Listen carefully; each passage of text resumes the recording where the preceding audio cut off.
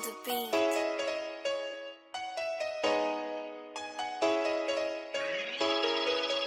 Welcome back to the Supercoach Take podcast. It's been 6 rounds. A lot of injuries this week, so there's a bit to discuss. George is wanted man at the moment after he's banging to the top 100. So I'll host this week so he can take a bit of a rest. Thanks, man. Well earned. Yeah, well earned.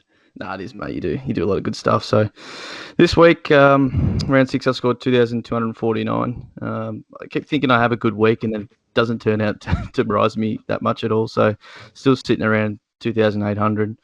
A lot went right. I think the defence is sort of it was so good at the start of the season. It's starting to sort of fall off a few picks, but the midfield was good. The forward line, it's pretty good besides the rookies. But there's a few rookie decisions and obviously injuries that we need to discuss. So it's going all right, but we'll see how we go. How'd you go, George?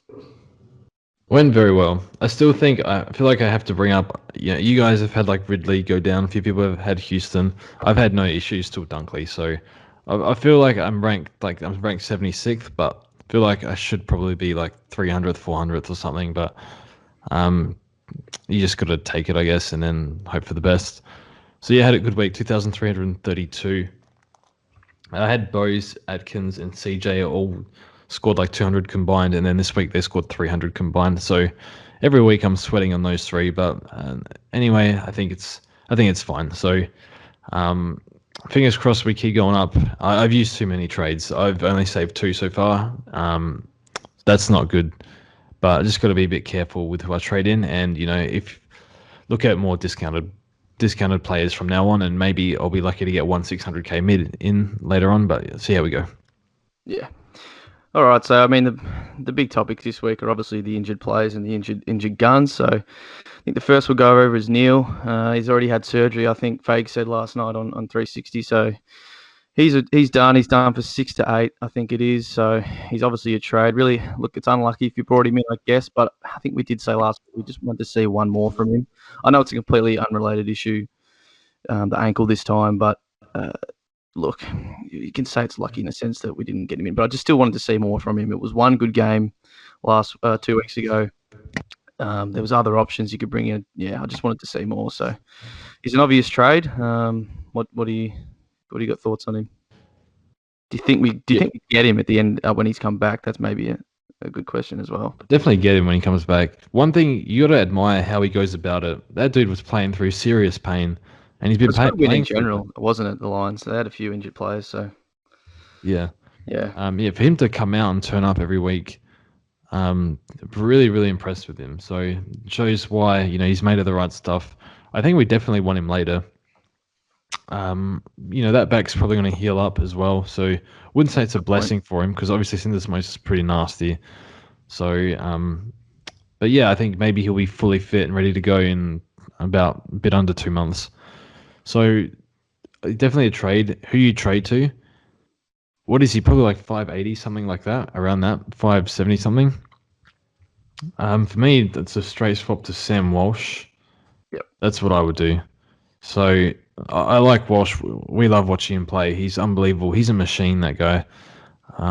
Someone said his work ethic was equal to Chris Judd from Carlton, but Carlton players always pump the tires up of their own, but I believe that. So there's a few other options we can go over. Any options you like for Neale? Would you even go to a defender or a forward or anything, or just stick to a midfielder? Look, I think most people do have a built-up defence at this point. I mean, I haven't started the year with a pretty fully finished defence. So, yeah, I'd go to another mid. And Walsh is an obvious choice if you don't have him around the same price. There's others like Clary, if he's a little bit more, only like 10k more or something. If you don't have him by this point, he's still a snap up. So those would be the two. There's Bont, Track, sort of around the 600 mark. If there were some, not that they're left field choices, they're still well owned, but they're sort of other ones that you could think about getting in. But Walsh definitely for me, number one. Wish I got him 3-4 weeks ago. So let's get him in now.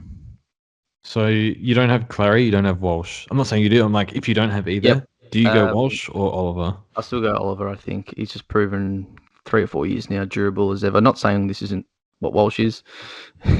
He's an absolute gun, but yeah, I think I still go Clary, especially in a team like Melbourne that you just know are going to be winning most games this year after their start to the season. I mean, I know what Walsh has done it in dismal losses and everything, but I think Clary's just still that more surefire selection. You'd be the same? Yep, I agree. Yeah, cool. So that's the mid sort of main injury. Then the other two are the very unfortunate. Josh Dunkley, who's done his shoulder and is out for now 3 to 4 months, which, look, I hope for his sake and the Dogs he's back for finals because you don't want to see him miss any of that. But he's an obvious trade. And depending where you had him, I have him in the midfield, so he's my sort of out to Walsh this week. But if you have him in the forward line, it's very, very hard to decide where you go with it because you may already have a couple of rookies on field. You don't want to swing him to a mid and then have another rookie on field. You might be very, very light on in the forwards, and these guys are scoring terribly, these forward rookies. So what would you do if he was sitting at F1 and you had to trade him out? Oh, I'd try and get him to a midfielder still, even though I think we'll speak about the forward rookies soon, but I definitely like the midfielders to the forwards. The forwards are just, oh my goodness, I'm not really sure. Every pick has an issue with them, whether it's their ceiling, durability, is their role going to shift slightly? It's a hard one. I think I'm doing Dunkley to Walsh and via DPP. I'm just throwing Scott in the forward line, but maybe you already have all those mid forwards up forward, so it makes it very hard.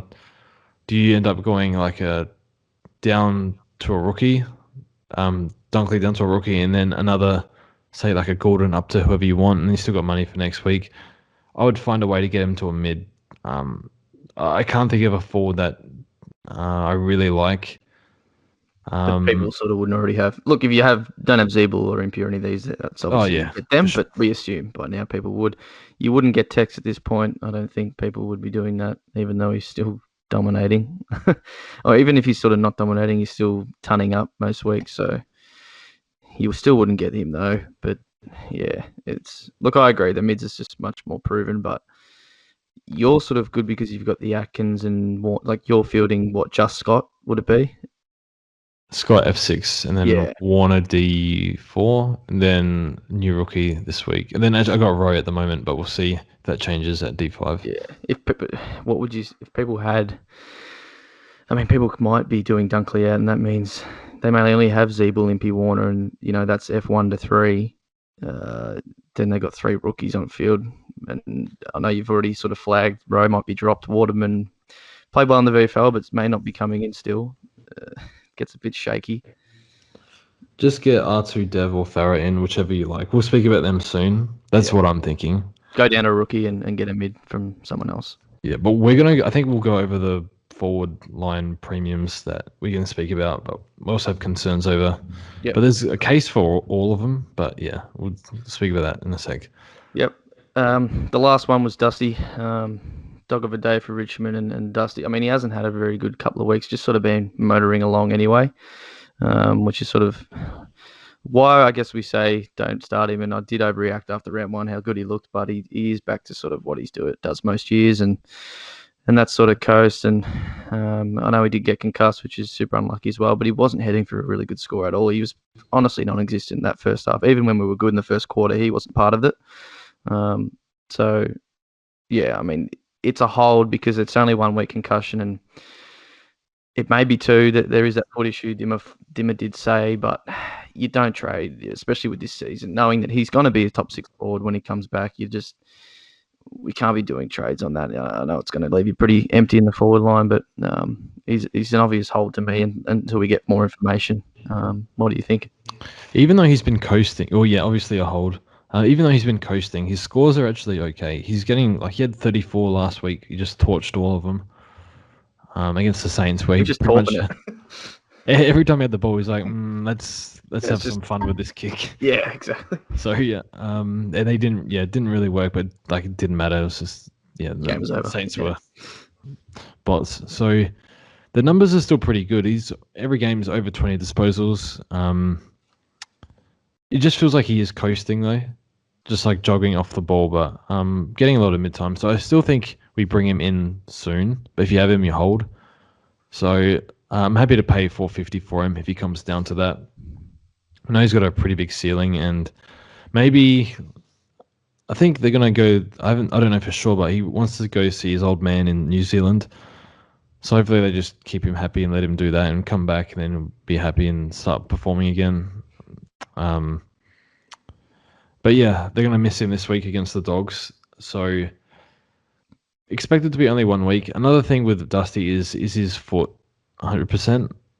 We've heard nothing other than a media report that he's struggling with his foot a little bit. So maybe we get another. If for people that don't have him. I mean, most people do, but we get another look at him to see how he is. But he's still playing fine, even that with that foot issue. Maybe that affected him this week. I'm not sure. Got concussed early, but as you said, wasn't heading for the biggest score. Yeah.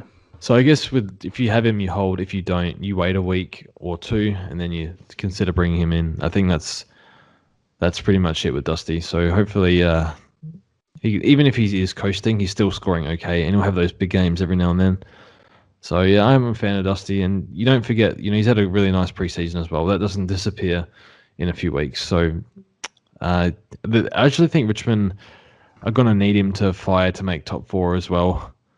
It's pretty contested up there. Yeah, Port and Brisbane are coming, and then Dogs and the D's are going to be pretty hard to knock off the top two at this rate. So I think they really need him to fire. So see how he goes. Yeah, I think making top 8's not going to be an issue. Top 4 probably more so. But yeah, we'll see. I mean, he may have to fight, like you said, fire up a bit earlier this season. There's a couple more mids we probably should touch on before we get to the sort of forward line shambles. So we mentioned Track, Walsh. Say people have these, Walsh, Bont, Clary already. Jack Steele. Couple of quiet games. The Saints really, really looking shocking at the moment. He's just managed to ton a couple times. Would you bring him in this week? I think his break even's 170. I looked before. Would you go Dunkley straight to him, or would you wait? Would you wait on him? I think with Dunkley, it's opportunity to make a bit of cash. Not much, but going down to a Walsh or Bond is, banking 40 to 20k or something. Even Oliver banking 40 or 30k or something like that. Whereas Steele, you're going up. Now, look, I'm a big fan of Steele. Saints are pretty awful though.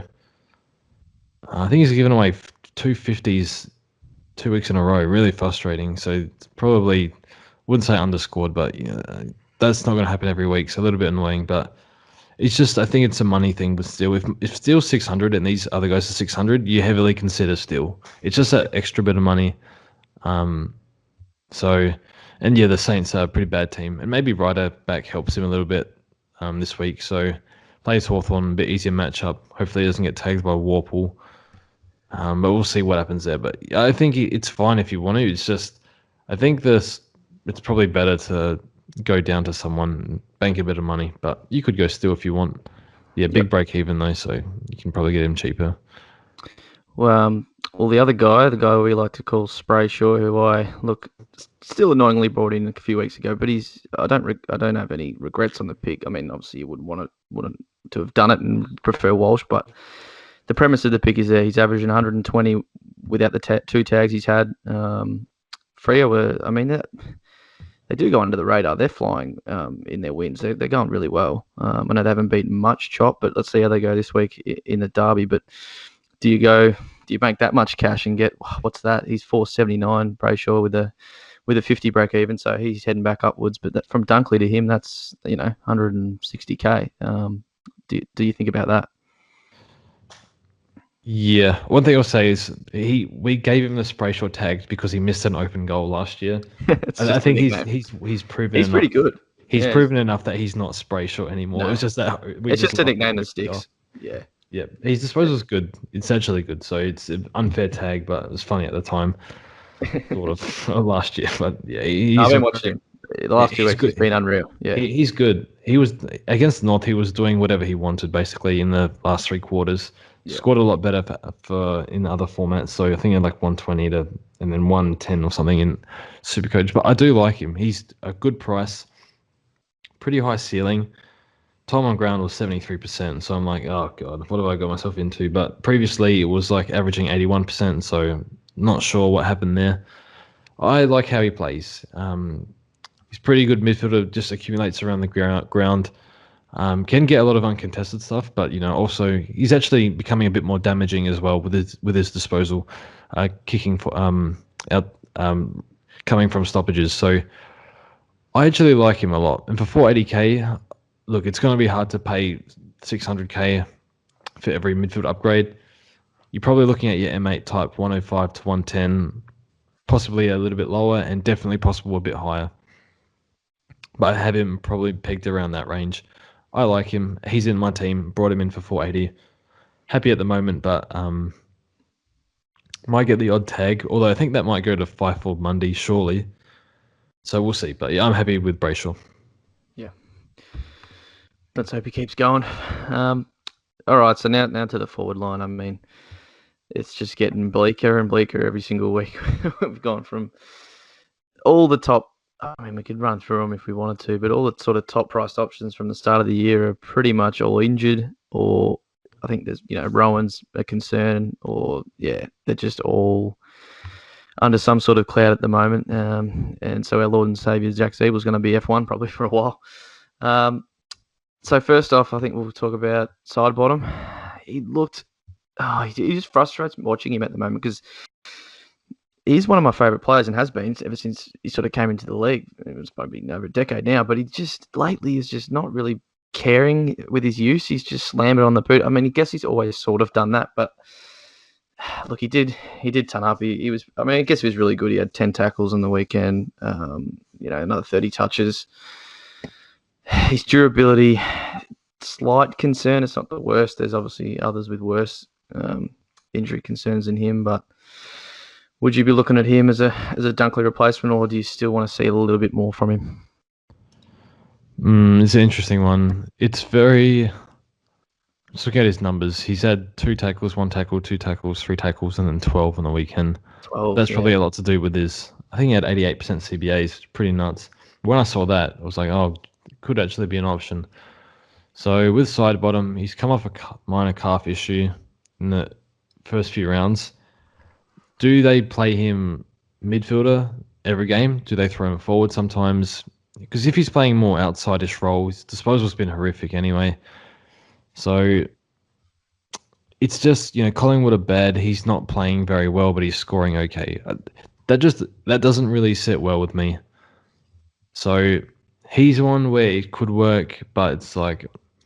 It's very... I don't like it. It just doesn't sit well with me. So I'm skipping Sidebottom for now. I can see him scoring pretty well. But yeah, not for me at this stage. Next guy is Zorko. This is an interesting one because Neale obviously out for a couple of months. He still plays a lot of midfield time. Anyway, if close game or something, they're under the pump, he gets thrown into the midfield and he usually does something pretty good afterwards. He's become quite a sort of clutch player as well. I know his disposal can be off at times, but he always seems to stand up, when they're under the pump or something. As much as he's pretty average bloke, he's a good leader at that footy club. But now it's just him and Jared Lyons is sort of the 1-2, and then rest will be shared with your McCluggage and hopefully a bit of Dev as well. So he's going to have the mid-time over the next couple of months. I just know you're a bit concerned about his durability as well, although some people have sort of said, it's not that bad as you sort of think it is. He hasn't missed many games at all for a few years. So have you say, George? What do you reckon? Yeah, soccer is weird. So look, as he gets older, you think they want to, reduce his mid-minutes, just as like a management thing. So do they give him more mid-minutes, or do they give it to, Zach Bailey, Dev, even Matheson might come in pretty soon. So I don't mind Zorko. I think he'll score okay. He's important to that side. I'm not interested though, because of his age and, had a minor calf and Achilles issue last year. I mean, look, I've been punished pretty hard for considering durability too much over minor issues, but, we look at Shannon Hearn, one of the most durable players ever. hits like 31, 32, has a soft tissue injury, then it's one after the other after the other. So I think Zorko had a decent preseason. I'm not sure. So it's a combination of I don't like picking players at that age this early with soft tissue history. It's as simple as that. I think he's good for an average in the 90s though. So I just feel I don't really want to pay 500 for a forward right now when I can pay a bit more for a mid or defender. Or it's Yeah, a bit more to get up for a midfielder. I'd rather go Brayshaw, to be honest, yeah, via DBB. So yeah, me too. yeah, I can see the appeal. I can see him scoring. He's a proven scorer, but there's a few minor things that I'm not sure on that I'd rather just avoid for now. So It's I'll just skip Zorko. Maybe later in the year, closer to the end. I think his fixture gets better towards it later in the season. Zorko, I think, has always been one to score better on worse opposition. I think, but yeah, later in the season I'll look at it, but not right now. I mean, another one who's sort of got a bit of, I mean, played really well on the weekend is Rowan Marshall, but he just still only got through the one game, really, the full game. I mean, he got through the game the other week, but he was off for a bit with a foot issue. So is he fully over it? He played really well, I guess, but we haven't seen. His Ryder played in the VFL this week, so I think he's due back. Whether it's this week, maybe one more in the twos, I'm not too sure. Which obviously does bring his scoring down a little bit because the ruck work goes down, but he can score forward too. You know, he can kick 2 or 3 goals in any given game. So, super player. 2 years ago was one of the saviors in the forward line. Brought him in for about 350k, and he's skyrocketed to 600. So, I'll never forget that, Rowan. But do I bring you in yet? I just don't know. I want to see more. Sort of like Neale last week. It's too sort of early just to jump on straight away after one good game. So, do you have the same thoughts? Yes. Well, I watched him play. I thought he was fantastic. Him and Steele and Ross pretty much carried them that game for the most part. So yeah, I think he rucked pretty well. His around the ground stuff was really good. It was almost like watching Gorn around the ground at times. Just marking everything, Yeah, a lot of contested conditioning. marks, back Yeah. with the flight. Really in awe of what he can do. However, that's him solo rucking. So how again? It's two issues for me. It's one: is he gonna stay fit? Because that's the first game he's gotten through, and two, plays for a bad team now, and it's Ryder and Marshall. So it's not 50-50. He might see a bit less of it up forward. I'm not sure, but we'll see what happens there. But uh, it's a lot of money to pay with like risk attached. Whereas I can just go to, again, we keep saying Walsh for 30k more, with so much more durability and understanding of what he is as a player. Probably like I don't know, 115-ish average for Walsh, maybe a bit less, maybe a bit more. I'm not sure, but that's what he looks like to me. Whereas Marshall, how's he going to go with Ryder right now? I'm not sure. I'd rather just let that figure itself out. And he also shares buys with Gorn Grundy and Oliver, a lot of defenders. So it's like it puts that buy under a bit of pressure as well. So yeah, pretty simple. We'll look at it. I'm going to look at it after the buy. But here's the thing: if Ryder goes down and Marshall's fit and he's solo rucking and we don't have him, I think we have a big problem then. So I think we'll just monitor him for now. But I'm not bringing him in right now. Yeah, I just think if that does happen, we probably would be able to sort of jump on at that point, hopefully. Because look, he's 560 now with 150 break even, so it's not sort of must trade him. We still get another couple of looks at him, but yeah, as I said, in 2019, what averaged 110 with solo ruck, so there's no reason he can't do that again. Lastly, we'll talk Shy Bolton now. Superstar player. Look, there's one silver lining. We almost got rid of him a couple of years ago. He wasn't getting a game, and he wanted to leave. So thank God we kept him. But it's just really, can he play midfield for the rest of the season? Because right now we're bringing in Primos. We don't want him to get injured the rest of the season. We obviously want him to play every game. Can be wishful thinking, and we also don't want them to have a role change later down the track. Which I know this stuff you can't foresee, but you want to use as much information as you can to not bring in players that this sort of stuff can happen to. So when we have a fully fit team, the Tigers and Presti is back, and I don't know, Lambert's going to be out for a bit, Dusty's back, he tends to just go to the forward line, and it does frustrate me a bit because he's really good in the clearance, and he just gets big clearances, in big moments, sort of like I was saying with Zorko. We could be under the pump, couple of goals. He did it on Saturday. I know he lost, but he just turns up and he's really good in the center clearances. So it's just that, is he going to play in the midfield for the rest of the year? Is it going to get to in 6 weeks' time, Pressy's back, Dusty's back, and he's just shoved back to a forward flank, which he can still score all right in, but he's going to have those terrible games, which you don't want. Like in round 2, what was it? What was he score? 30 or something?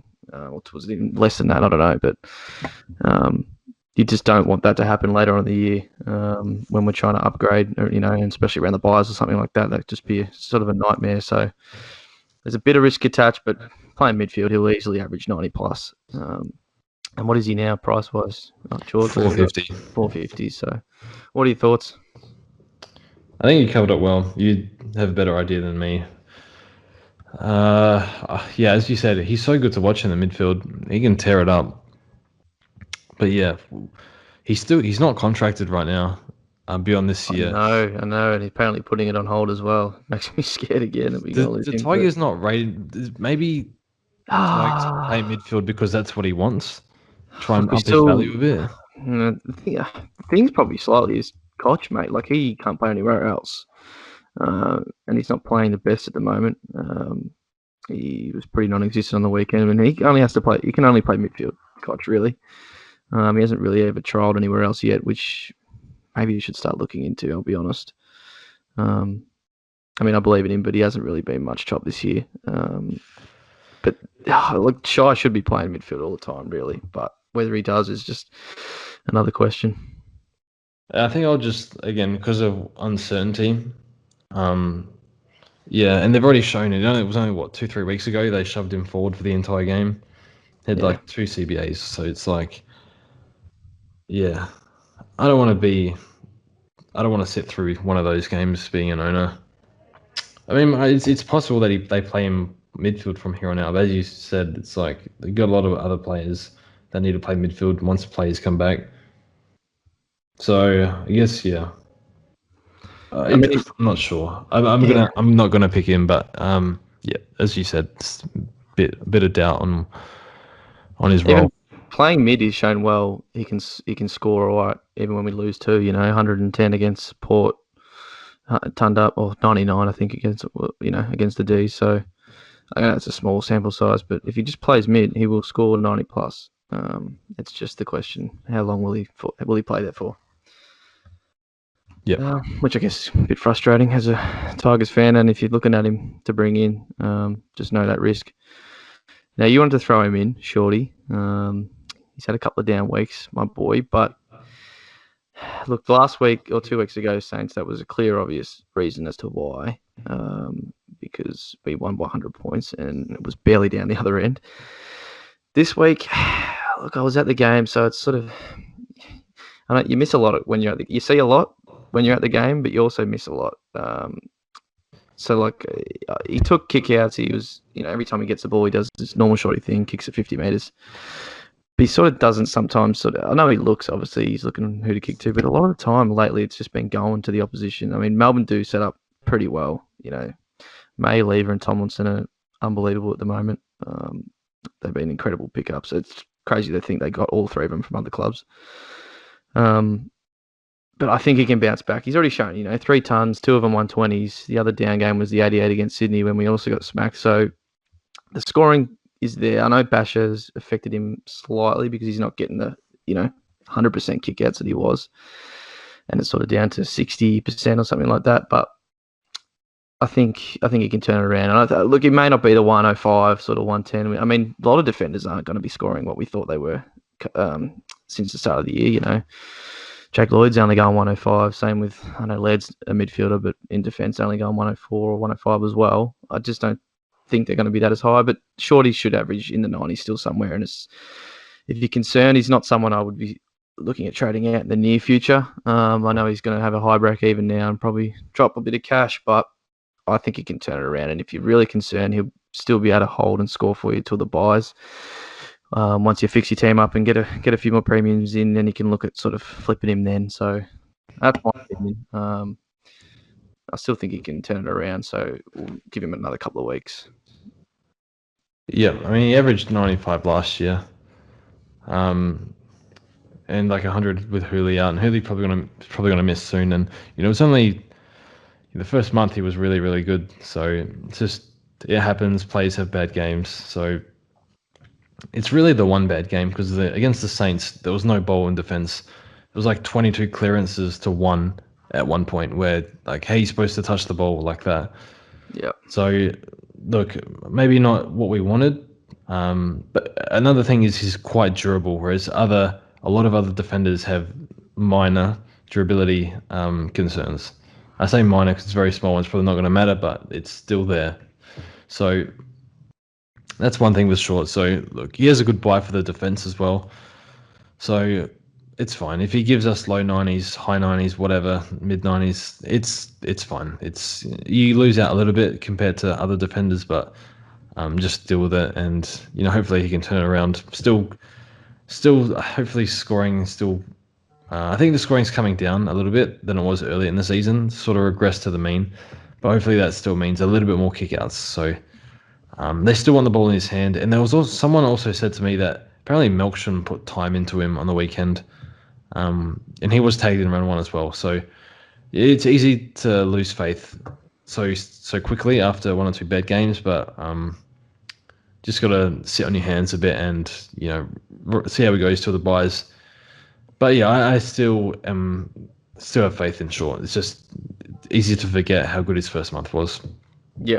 Look, I can understand the frustration when he's dropping a 60 and a 70 2 weeks in a row, but I think you just got to hold faith. If I can hold faith through to a 40 and a 30 with Brayshaw, I think we can sort of deal with a couple of 60s. All right, I guess the rookies are sort of what we got left to cover so far. So there's the forward ones. I mean, Dev, we've already sort of spoken about, and I know you spoke about today.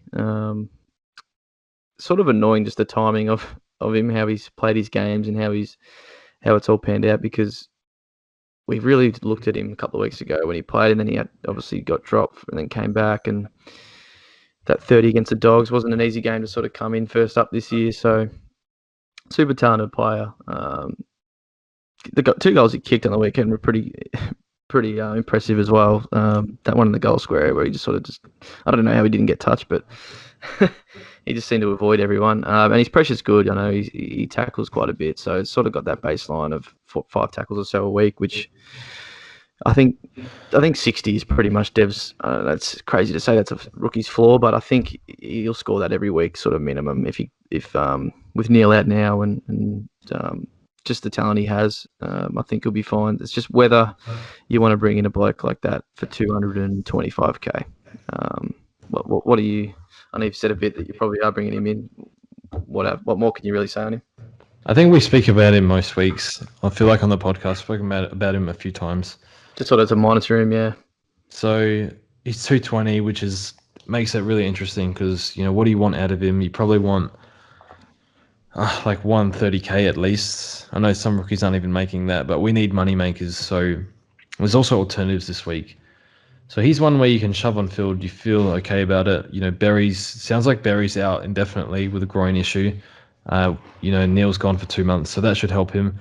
Even without like pure mid-time, I think he's shown he can score okay. Gets the ball around the ground. Shown he can kick a few goals. Not saying he'll do that every week, but it's good to see him get in the right spots. He's one where I kind of followed him a little bit in that draft as well, so I sort of understand. He's lived with Lockie Neale for a year. I think I said that on the last podcast. Not a year, but he lived with him a bit last year. I don't know what the arrangement is now. Don't stalk that badly, but you're pretty good. Okay, we'll move on. Yeah, I like Dev. I understand what he is a bit better than say R2, but I still think R2 and Farah are good options. So yeah, with Dev, look, he's probably not going to get a whole lot of mid-time. Maybe he gets a little bit, but good scorer in the VFL, good scorer as a junior, and showed some good improvement from what he was this year to last year. So I like him, but it's just 220. Oh man, that's really painful. That might delay an upgrade. So that's where the problem comes in. Yeah, So I think you could do going. it. I think you can do it if it doesn't delay an upgrade. If it does, then you're losing 50 points a week because you have one less primo than everyone else. That's where the problem comes in. So Yeah. I think if you can avoid that, I think you can bring him in if you want. You don't have to because it's 220k, but I like him, so not probably going to bring him in, to be honest, but we'll see. I always change my mind, but I really I do like him a lot, so it's likely that I do. Yeah, I mean, for me, my reason is just to get Jimmy Rowe off the field. I can't deal with him anymore. I fielded him for I think two of his three crap scores and only got like one of his good. It's painful. I'll quickly add with him too, Dev. It's got on because I've got Supercoach Gold that if he scores 66 or the next couple of weeks, because he has that 30 in his first game, his break even's one this week. If he scores 66, it comes down to negative 13, and then 66 again next week, and he's at 300k. So it's sort of I don't want to say it's low risk. There's always a little risk, but it's sort of low risk for him to at least make sort of 80k.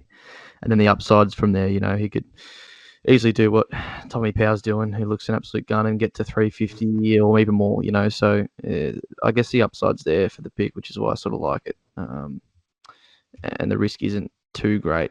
I know it's 220k, so it's annoying, but I think the risk is pretty low.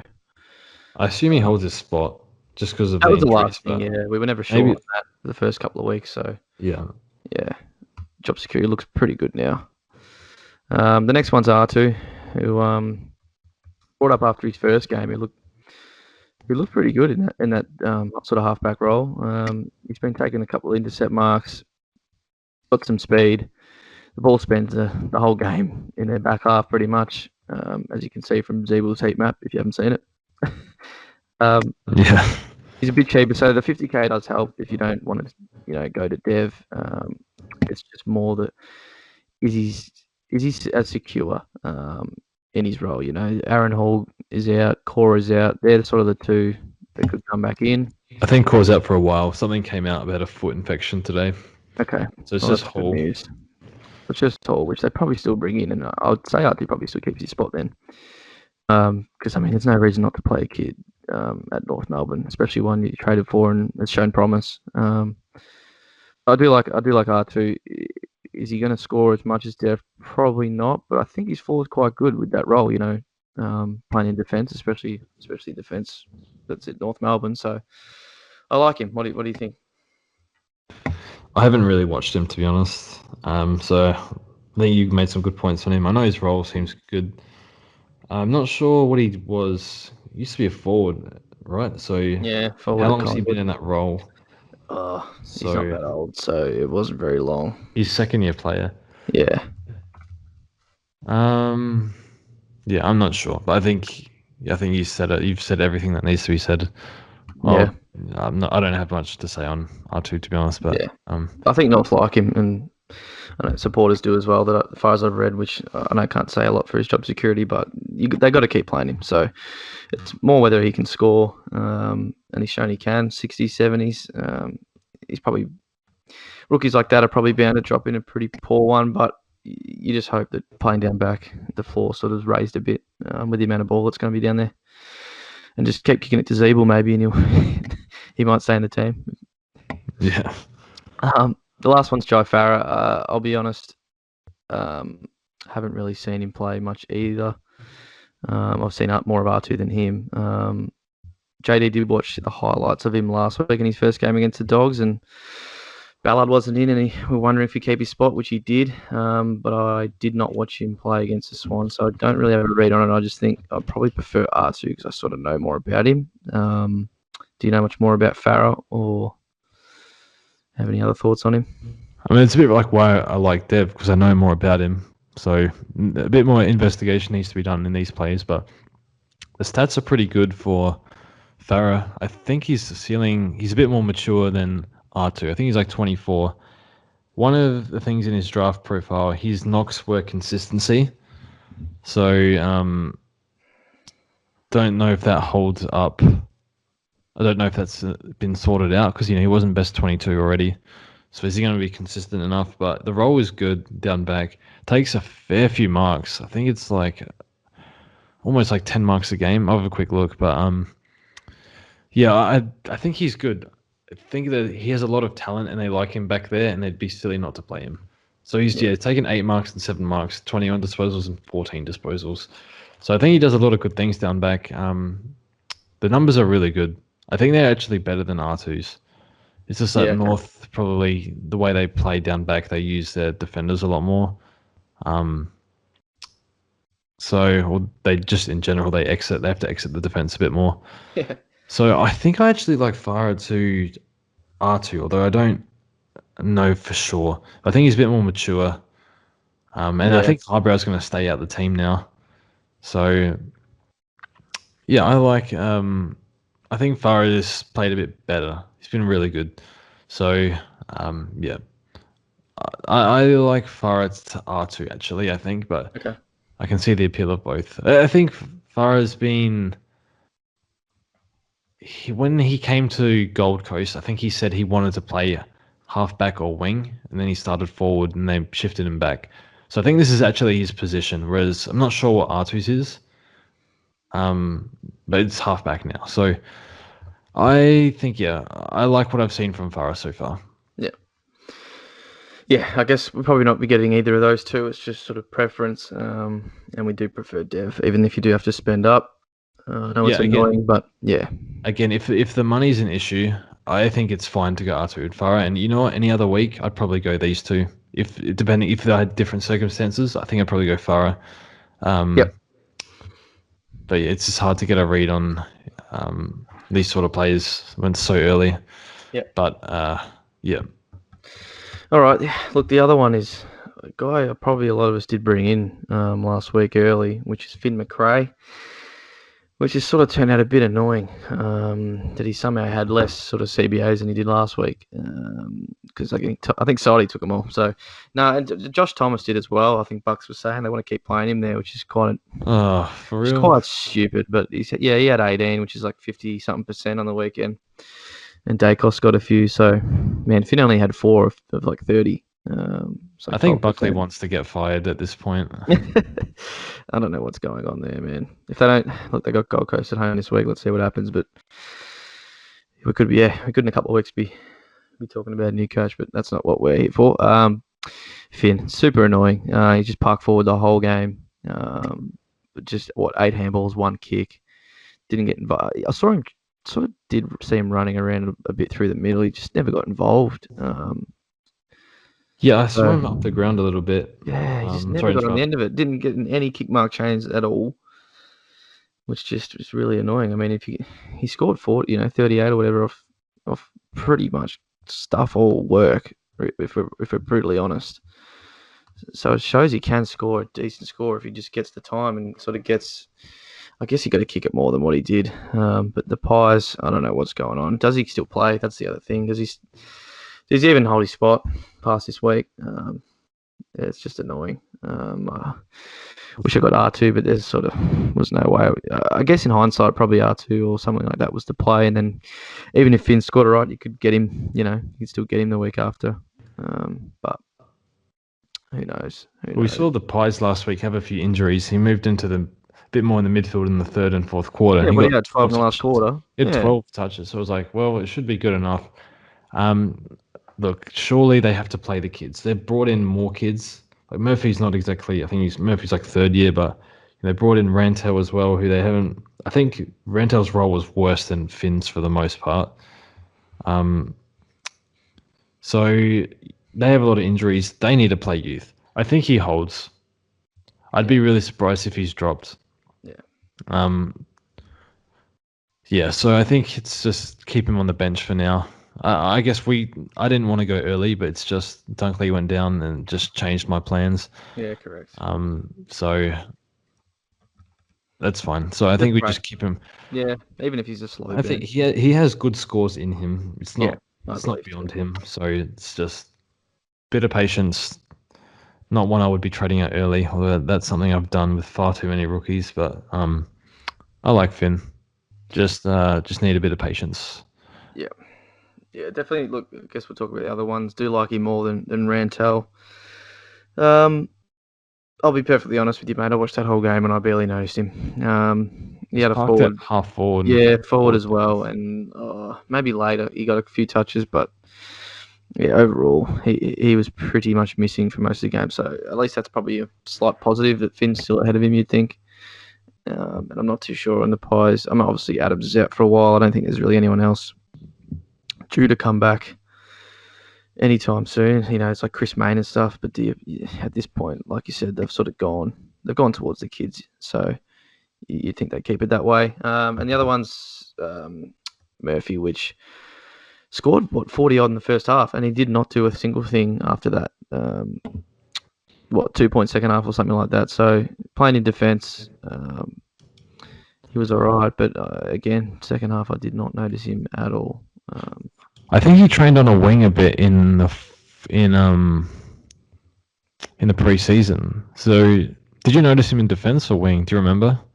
Maybe a bit of both. But Okay. definitely around half back. I thought he was getting most of his possessions. Okay. Had about 5 marks, and that would have been all in the first half. So I would assume, involved in a couple of chains up the wing. That's I think all he did sort of the first half. With Murphy and Ranto, I think they're capable. I just need to see another week of them. But I think if Frederick is an option, who we'll speak about now, I guess. Yeah. He seems, he's had a few years. I think he's like 20. I guess Ranto's had 1 year in the system. Murphy's had 2. But then Ranto's second year, Murphy's third year. So with Frederick, looks really good off halfback. The Flash, they call him. They give him the ball he runs, and he seems to use it pretty well. So I think they want to play him. I wonder if Bono coming back affects him. It's a tough one.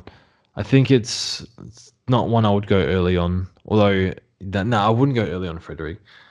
Look, with these players, we have another week. Let's just reassess next week. But I definitely I'm planning for Frederick right now to bring him in next week.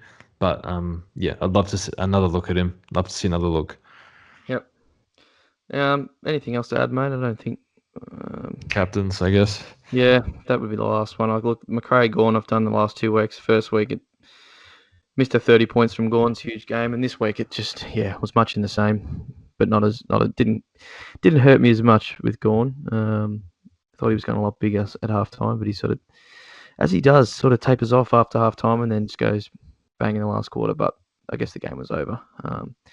But this week I think it's tough because we're going to leak points to Dogs mids. Mcrae, Bont, they're probably going to be perfectly fine VC options. But Grundy against Gold Coast, with absolutely no ruckman, just seems sort of too enticing, especially off the back of a 150. To just VC and see the big boys. You do the same, or you going to dog mid? The Dogs mids are bait vice captains. It's so frustrating because they're so good, but then Gawn just one-ups them by like 10, 15 points. So I think you have to go Grundy against no ruckman.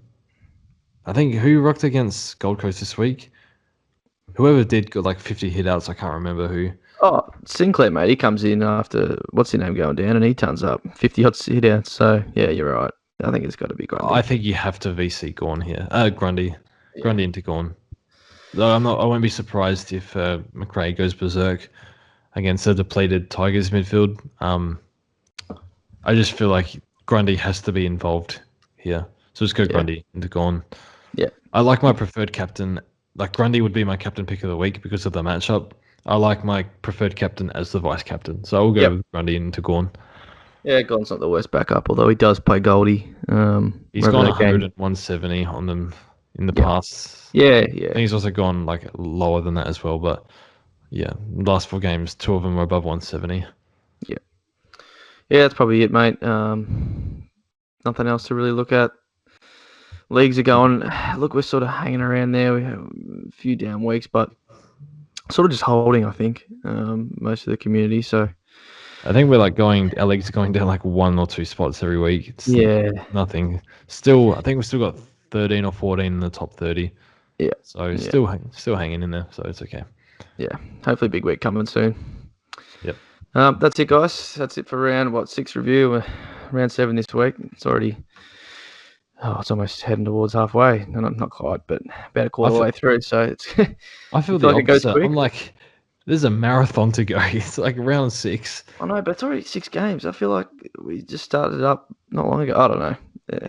It's a good day of footy back, put it that way. And for the most part, it's been good to watch, and especially get back to actually at the ground. It's been good. So Yep.